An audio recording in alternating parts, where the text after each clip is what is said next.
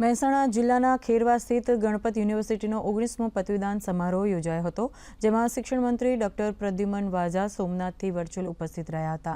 તેમજ સરોના chairman doctor V Narayan દ્વારા 4721 વિદ્યાર્થીઓને વિવિધ વિદ્યાશાખાની પદવીઓ એનાયત કરવામાં આવી હતી. સાથે જ 101 તેજસ્વી વિદ્યાર્થીઓને સુવર્ણચંદ્રક દ્વારા સન્માનિત કરવામાં આવ્યા હતા અને વિશેષ અભ્યાસ સાથે સંશોધન કરવા બદલ 32 વિદ્યાર્થીઓને પીએચડી પદવી એનાયત કરવામાં આવી હતી. 4729 સ્ટુડન્ટ ગ્રેજ્યુએટેડ અને આમાં ઘણા ગોલ્ડ મેડલ હતા.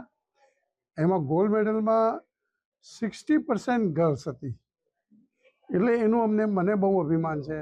હું ફેકલ્ટી ઓફ ફાર્મસીમાંથી આજે પીએચડી થયો છું, જે બહુ હું ખુશ છું. અને ભવિષ્યમાં જેમ આપણે 2040નું વિકસિત ભારતનું વિઝન છે, તો આપણે એ માર્ગ પર ફાર્માસ્યુટિકલ અને બીજા હેલ્થ કેરમાં આપણે આગળ વધશું. મેં ડિપ્લોમા કમ્પ્લીટ કર્યું ઇન કમ્પ્યુટર એન્જિનિયરિંગ.